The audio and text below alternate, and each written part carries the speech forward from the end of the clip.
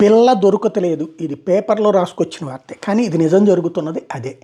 ఆడపిల్లలు well settled అబ్బాయి నెలల మినిమం 50,000 అనేది మధ్యతరగతి అమ్మాయి కోరిక. మధ్యతరగతి కూడా బిలో మిడిల్ క్లాస్ అమ్మాయి నెలకు 1,00,000 సంపాదించాలా, అట్లాగే సొంత ఇల్లు ఉండాలా, అలాగే బాదరబందీలు ఉండకూడదు. బాదరబందీలు మీన్స్ అత్తమామల్ని చూసుకోవడము, ఆడబడుచులు వాళ్ళ మీద చూసుకోవడం, ఇట్లాంటిది ఉండకూడదు. ఇట్లాంటిది దొరికే వరకు చూసుకుందామనే కోణంలో ఆడపిల్లలు.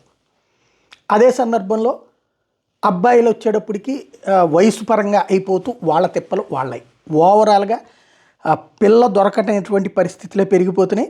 వయసు, ఉద్యోగం, ఆస్తులు, జాతకాలు అన్నీ చూసుకుంటున్నారు. దీంతో ఏది ఒక తెలంగాణలోనే అమ్మాయిల కోసం అనాథాశ్రమాల్లో కూడా ప్రయత్నిస్తున్నారు యువకులు. ఏడాది ప్రతి 1000 మంది మగ పిల్లలకు 928 మంది ఆడపిల్లలే ఉన్నారు. భువనగిరిలో అత్యంత తక్కువ 887 మందే ఉన్నటువంటి పరిస్థితుల్లో జరుగుతున్నటువంటి సిచ్యువేషన్ ఇదంతా.